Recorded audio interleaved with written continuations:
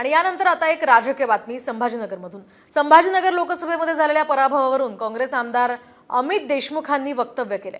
तर मतदारांना अभिप्रेत उमेदवार दिला असता तर मशालीवर निवडून आला असतात असा टोला त्यांनी लगावलाय। त्यामुळे आता चंद्रकांत खैरेंच्या उमेदवारीवरून काँग्रेस आणि ठाकरे गटात एकमत नव्हतं का असाही सवाल उपस्थित होतोय।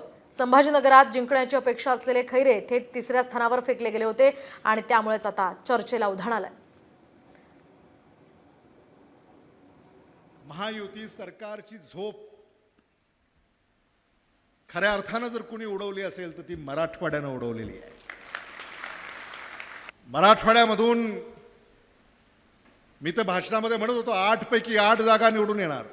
छत्रपती संभाजीनगरमध्ये सुद्धा मतदारांना अभिप्रेत होता तसा उमेदवार आपण दिला असता तर छत्रपती संभाजीनगरची सुद्धा जागा ही मशालीच्या चिन्हावर निवडून आली असती, याबाबत आमच्या मनामध्ये कुठलीही शंका नाही।